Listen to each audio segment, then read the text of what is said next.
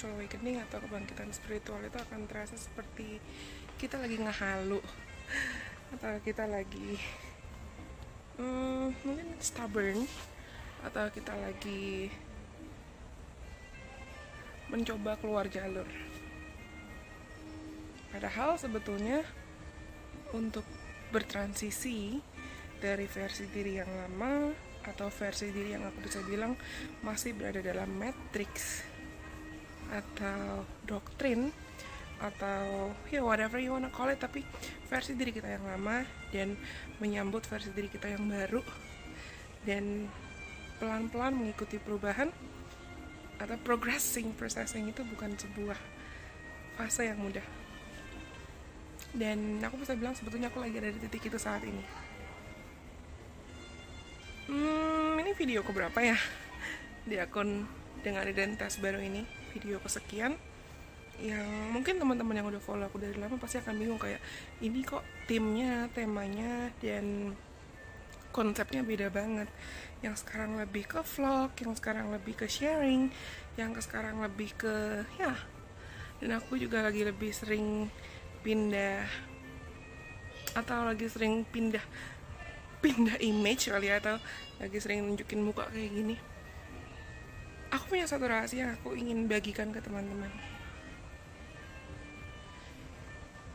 Kemarin di bulan April aku mengalami fase ascension. Mirip seperti awakening, tapi lebih ke peningkatan level. Ya, awakening lagi lah.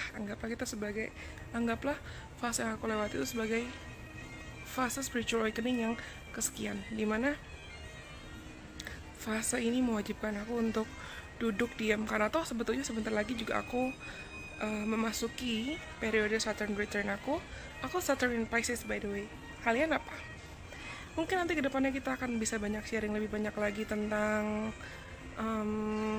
astrologi dan lain sebagainya.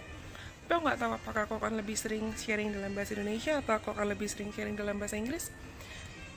Dan aku betul-betul merasa di 6 bulan pertama tahun 2022 itu benar-benar banyak banget hal-hal dalam hidup aku yang aku nggak bisa bilang diubahkan sih atau dibikin ambiar hancur-hancuran banget, tapi aku betul-betul merasa bagaimana Tuhan dan semesta punya cara uniknya untuk membantuku belajar, membantuku berproses, membantuku betul-betul melihat mana lingkungan, mana teman-teman, mana bidang pekerjaan yang mungkin sebetulnya sesuai dengan passionku dan mana yang tidak.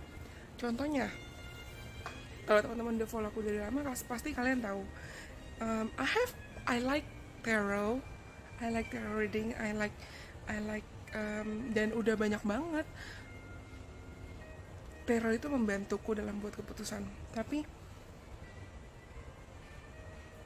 semakin kesini semakin aku sadar kalau I don't think I could stay di sana for the long run.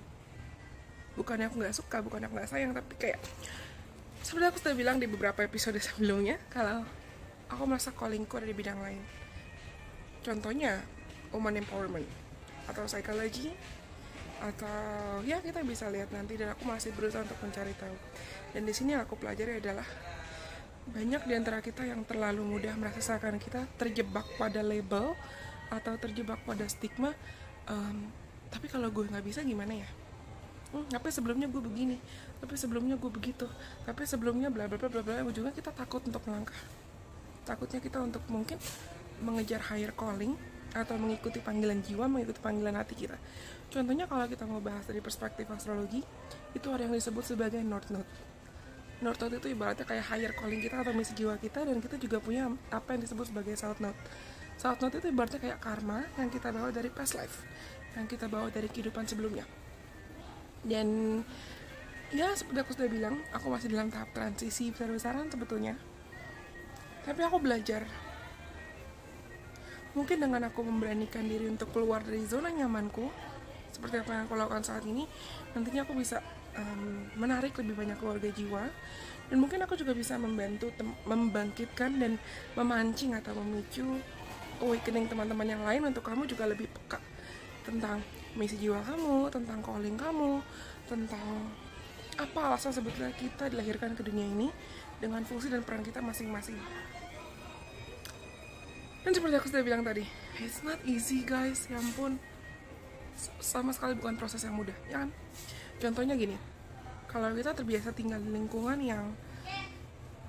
atau keluarga sekitar kita itu membentuk kita terbiasa berasumsi atau terbiasa berpikir seakan kamu bodoh, kamu gak akan bisa ini, mimpimu ketinggian, kamu gak akan bisa dapetin itu. Atau kita terbiasa terjebak dalam lingkungan yang aduh itu mahal, jangan deh, susah. Padahal hati kita mengarahkan kita mau berjalan ke sana. Ketika kita tetap mengizinkan diri kita terjebak dalam zona yang sama, otomatis yang kita dengar itu adalah ego, bukan intuisi. Padahal setiap manusia lagi-lagi punya free will, kita punya kehendak bebas. Kalau kita merasa kita sudah tidak bisa bertahan dalam lingkungan yang sama, atau lingkungan yang sebetulnya hanya akan membebani kita, atau lingkungan yang hanya akan mencelakakan kita nantinya, misalnya hubungan yang toksik, hubungan yang beracun, lingkungan keluarga yang terlalu codependent, atau lingkungan pekerjaan yang terlalu beracun buat kita, what's the point? Tujuannya apa? Apakah tujuannya karena kita mengincar status, harta, tahta, jabatan, atau apa? Dan itu jujur apa yang aku alami dan aku hadapi beberapa bulan terakhir. It's not easy, karena aku berasa kayak aku lagi masuk ke pompong dan aku beradaptasi dalam kepompongku saat ini. Sayapnya mungkin belum tumbuh, dan aku nggak tahu nantinya kedepannya akan gimana, akan kemana. Tapi satu hal yang aku pelajari adalah ketika kita betul-betul memberanikan diri untuk benar-benar ngikutin kata hati, ngikutin intuisi, it feels like ada aja gitu jalannya. Dan kita dipertemukan memang dengan orang-orang yang memang sefrekuensi sama kita, lebih nyambung sama kita, lebih matching. Contohnya, mungkin kalau kalian udah ngikutin aku dari lama, aku sering sharing di identitas lama aku juga kalau salah satu isu terbesar aku adalah friendship. Kemarin dulu ya, terutama sebelum aku mulai spiritual awakening tahun 2017, sebelum aku mulai healing, sebelum aku mulai belajar untuk ningkatin frekuensi, ningkatin vibrasi, itu aku sadar banget kalau gampang banget buat aku narik banget, toh aku juga empat ya, gampang banget buat aku narik lingkungan atau orang-orang yang sebutnya toxic, lingkungan atau orang-orang yang mereka codependent sama aku, atau mereka cuma mau deketin aku kalau mereka mau atau butuh sesuatu hal, and it hurts me a lot, itu nyakitin banget.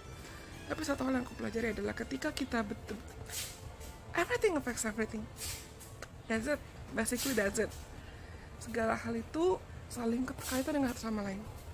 Ketika kita mulai memberanikan diri untuk meningkatkan frekuensi kualitas diri kita, otomatis apa yang kita tarik masuk dalam hidup kita juga kualitasnya jauh lebih baik.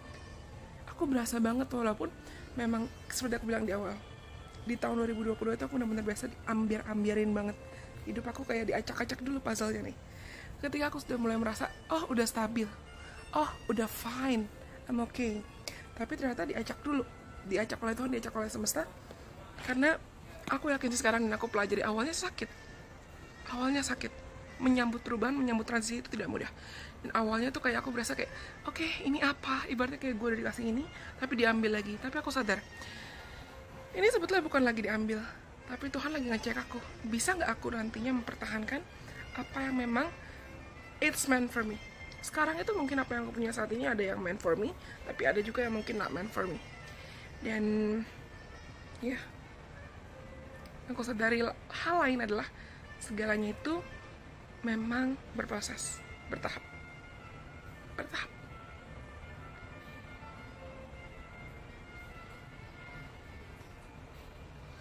Mungkin memang gak mudah ya untuk kita betul-betul memberanikan diri keluar dari zona nyaman. Tapi ada satu hal yang bisa aku bilang ke teman-teman, gak ada hal lain yang lebih fulfilling ketika kita akhirnya berani untuk menyadari kalau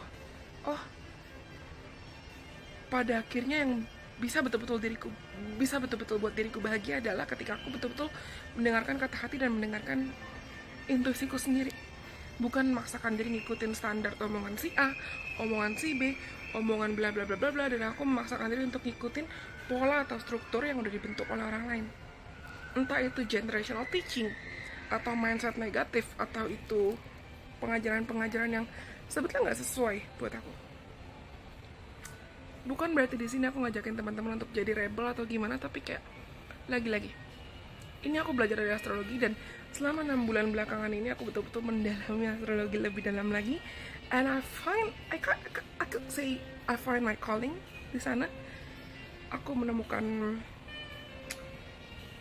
tanda-tanda atau kejelasan tentang kepribadianku, karena aku belajar tentang astropsikologi, kombinasi antara astrologi dan psikologi. Aku belajar lagi gimana cara healing, aku belajar gimana cara berdamai dengan luka, dan aku belajar kalau setiap orang memang punya fungsinya masing-masing, setiap orang punya perannya masing-masing, dan gak ada juga alasan sebetulnya untuk kita iri. Kenapa? Karena ya pada akhirnya Tuhan semesta seluar biasa itu bisa banget nyukupin kita dan segala kebutuhan kita. Kita gak perlu iri. Kamu punya porsi berkatnya sendiri, aku juga punya porsi berkatku sendiri.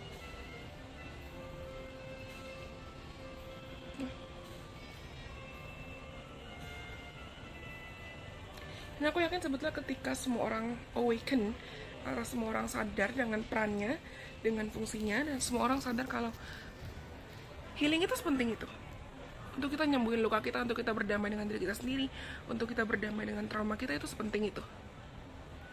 Karena kalau kita terus-menerus mengizinkan diri kita terjebak dalam pola atau siklus dan toxic cycle, itu yang rugi bukan cuma kita, tapi yang rugi mungkin bisa juga keluarga kamu, orang-orang sekitar kamu, orang-orang yang kamu sayang, bahkan bisa jadi generasi-generasi selanjutnya dari keturunan kita. Tapi ketika kita misalnya memberanikan diri untuk I wanna step up my game, I wanna cut the cords, aku mau supaya misalnya karma negatifnya atau kutukan negatifnya atau hal negatifnya atau ajaran-ajaran negatifnya berakhir di aku, dan aku mau mulai untuk berani create a new legacy, create a new story. Ya, tanggung jawabnya ada di kita dan perannya ada di kita. Aku rasa itu aja dulu deh, karena aku mau makan dulu. Mungkin aku akan kembali lagi dengan video lagi nanti later. Kalau teman-teman mungkin juga merasa kamu lagi awakening, atau kamu lagi berada di titik yang sama dengan aku, dimana kamu berasa kayak hidupmu tuh lagi diacak-acak, lagi diambil-ambiarin, sebelum kamu marah-marah ke Tuhan, sebelum kamu marah-marah ke semesta, sebelum kamu ngamuk-ngamuk, dan kamu rasa kayak kenapa apa yang udah aku punya saat ini lagi diambil sih Tuhan, emang aku gak pantas ya ini, emang aku gak pantas itu. Sebelum kamu kembali ke pola pikir atau ke mindset yang lama-lama ya, yang bikin kamu ngerasa seakan kamu gak worthy atau kamu gak pantas buat dapetin hal-hal baik, coba duduk diam dulu. Karena ini apa yang aku lakuin seminggu penuh, ada kali aku duduk diam, aku journaling, bahkan sampai nangis-nangis, dan aku tanya kayak Tuhan, ini sakit. Dan ketika kita terbangkitkan atau ketika kita sedang awakening, satu hal yang aku sadari adalah kita harus bisa betul-betul jujur, terutama jujur sama diri kita sendiri, untuk kita bisa tahu apa yang kita suka dan apa yang kita nggak suka, apa yang kita mau dan apa yang kita nggak mau, apa yang kita butuhkan dan apa yang kita nggak butuhkan lagi gitu sebetulnya. Karena gampang banget buat kita, seperti tadi aku sudah bilang, gampang banget buat kita merasakan it's meant for me because I'm so used to it. Itu buat gue, karena gue terbiasa. Misalnya kemarin aku terbiasa dengan identitas lamaku, dengan image lamaku, atau aku terbiasa dengan image kerjaan ini, pekerjaan itu. Sedangkan kita nggak tahu ke depannya, ketika Tuhan mengarahkan atau meminta kita untuk rekalibrasi, kita lupa kalau mungkin di depan sana ada rencana yang lebih baik, mungkin di depan sana ada takdir yang lebih indah. Atau ketika kita, misal aku pernah ada titik ini dimana dulu sih sekitar beberapa tahun yang lalu, aku merasa kayak Tuhan, aku suka nih sama si A, dan aku rasa kayaknya si A tuh harus jadi jodoh aku, tapi ujung-ujungnya nggak jadi, dan aku hanya memaksakan egoku, aku hanya memaksakan obsesiku. Dan ketika aku sadar sekarang, kayak aku baru mikir, kenapa dulu gue maksa banget ya. Padahal ya kalau dibilang apa yang aku punya saat ini itu lebih baik dari apa yang aku punya sebelumnya. Nah, mungkin saat kita memang lagi berada dalam fase transisi, kita nggak tahu kita mau diarahkan kemana. Dan mungkin gampang banget buat kita ngerasa kayak aduh sakit. Ya memang namanya perubahan sama kayak kupu-kupu, berubah dari ulat masuk ke dalam kepompong sebelum akhirnya dia punya sayap sampai akhirnya dia bisa terbang. It's not an easy process. Tapi satu hal yang aku yakini, walaupun aku juga belum, aku rasa aku belum tiba di titik dimana sayapku tuh betul-betul sudah mengembang. Tapi satu hal yang aku yakini adalah kemanapun nantinya Tuhan akan membawaku, itu memang adalah jalur kemanapun beliau mau membawaku nantinya. Dan I'm rooting for you guys juga semuanya, siapapun kalian yang nonton video ini, karena aku I put intentions, I set intentions kalau video baruku, image baruku bukan image baru sih, aku dengan ya, kita yang baru, kita sedang sama-sama bertransisi, kita yang sedang sama-sama berproses ini, nantinya yang memang bertahan dan ditakdirkan untuk datang ke sini itu memang adalah orang-orang yang memang my soul family, my soul tribe. Sampai kita bertemu lagi di kesempatan. Bye bye. God bless. I love you.